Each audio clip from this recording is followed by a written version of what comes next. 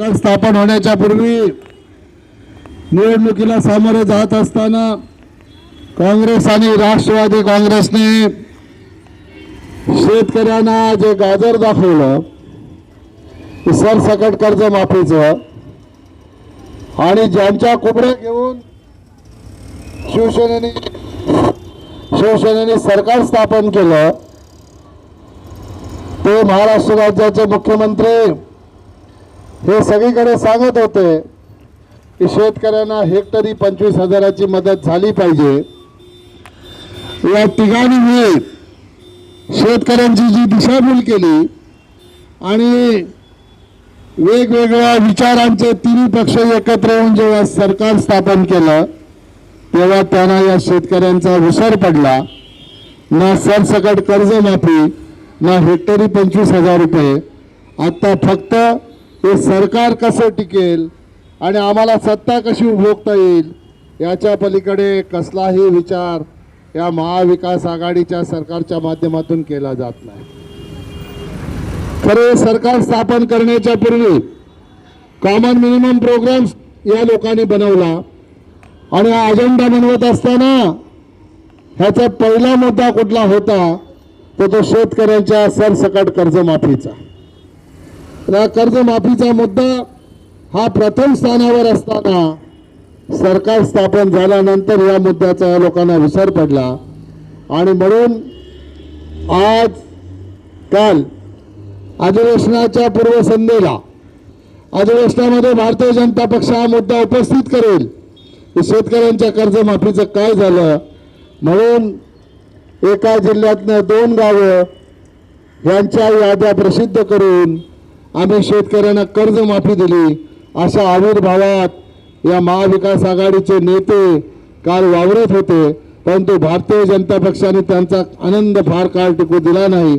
भारतीय जनता पक्षाच्या नेत्यांनी सभागृह बंद केलं, शेतकऱ्यांच्या कर्जमाफीच्या मुद्द्यावरून सभागृह बंद केलं। भारतीय जनता पक्ष हा संवेदनशील पक्ष आहे, शेतकऱ्यांना दिलेला शब्द पाळला पाहिजे ही भावना मनामध्ये ठेवून काम करणारा पक्ष आहे।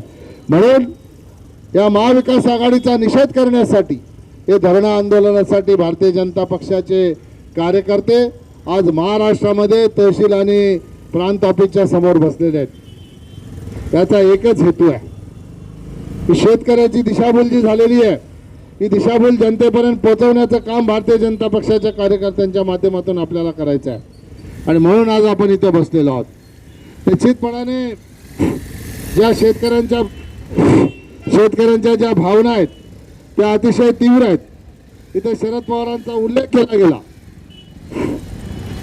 जेव्हा शरद पवार 10 वर्ष कृषी मंत्री होते तेव्हा त्यांनी शेतकऱ्यांची कर्जमाफी केली होती। संपूर्ण देशाची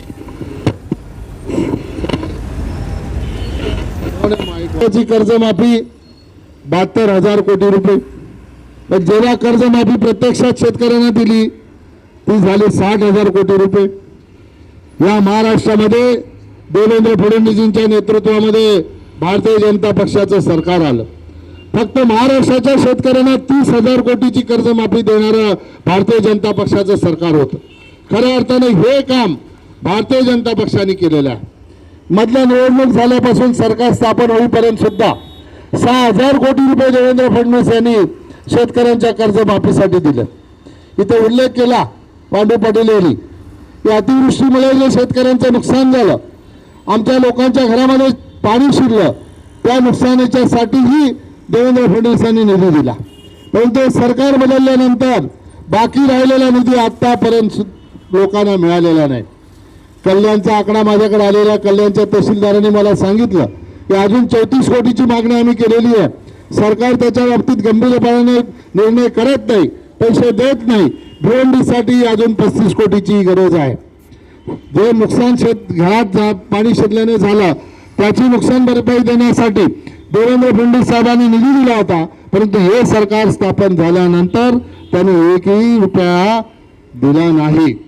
आता काय सांगतात, सरसकट जर कर्जमाफी करायची असेल तर शरद पवार साहेब सांगतात की 65,000 कोटीची गरज आहे, ते आता शक्य नाही अशा प्रकारे शरद पवार साहेब बोलायला लागले।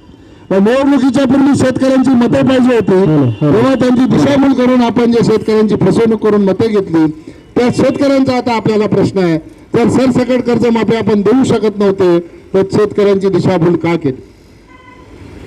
महाराष्ट्र राज्याचे मुख्यमंत्री आता सांगतात की कर्जमाफी जर द्यायची असेल तर केंद्र सरकारने निधी दिला पाहिजे. तर केंद्र सरकारने निधी दिला पाहिजे तर लोकांनी जो जनादेश दिला होता भारतीय जनता पक्ष आणि शिवसेनेला, हे सरकार जर स्थापन झालं असतं तर निश्चितपणाने तुम्ही अधिकारवाणीने केंद्र सरकारला पैसे मागू शकत होते. परंतु दुर्दैवाने वेगळ्या विचारांच्या पक्षाबरोबर आपण गेलेत आणि आपण सरकार स्थापन केलं.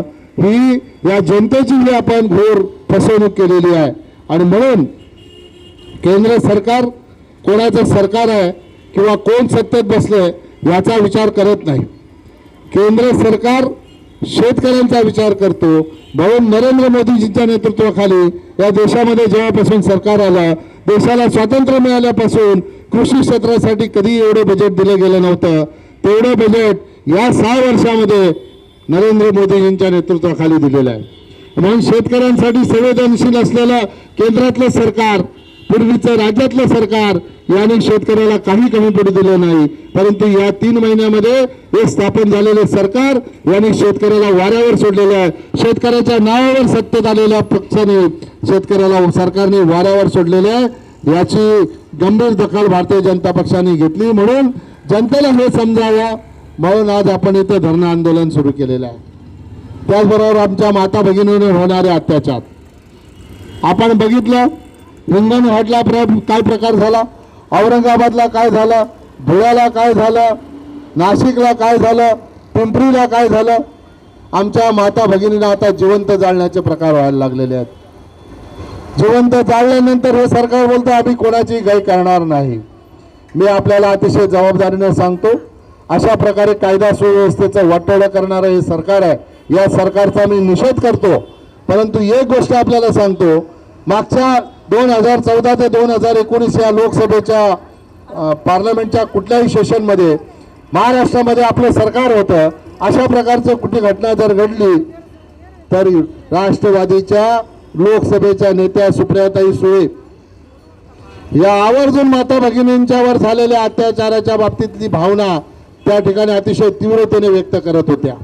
परंतु लागोपाठ महाविकास आघाडीचं सरकार आल्यानंतर लागोपाठ 3 महिन्यामध्ये या 5-6 घटना ज्या माता भगिनींवर अत्याचार करणाऱ्या, बलात्कार करणाऱ्या घटना घडल्या. मला असं वाटत होतं की एक भगिनी म्हणून राष्ट्रवादीच्या जरी नेत्या असल्या, त्यांचं जरी सरकार असलं तरी आमच्या माता भगिनींचा आवाज बनवून त्या पार्लमेंटमध्ये मुद्दा उपस्थित करतील. परंतु दुर्दैवाने त्यांनी आमच्या माता भगिनींचा मुद्दा उपस्थित केला नाही. याचा अर्थ असा आहे की आमचं सरकार आल्यानंतर माता भगिनींवर अत्याचार झालं तरी चालतील, अशा प्रकारची भावना काँग्रेस, राष्ट्रवादी काँग्रेस आणि शिवसेना नेत्यांची झालेली आहे. म्हणून यांनी मुद्दा उपस्थित केला नाही. एरवी भारतीय जनता पक्षाचं सरकार होतं तेव्हा बरोबर पोटतिडकीने बोलत होते. इथे मुद्दा एक अतिशय चांगला पांडुदांनी काढला. आपल्या शेजारी मध्य प्रदेशमध्ये काँग्रेसचं सरकार आहे. त्या ठिकाणी शिवाजी महाराजांचा पुतळा जे महाराष्ट्रातील नाही तर समस्त देशातील नाही तर समस्त विश्वातील जनतेच्या आराध्य दैवत आहे. मी कालच एक व्हॉट्सअप मेसेज आला, खरा खोटा मला माहीत नाही, परंतु सगळ्या जगामध्ये सगळ्यात जास्त पुतळे जर कुठल्या नेत्याचे असतील तर ते शिवाजी महाराजांचे आहेत.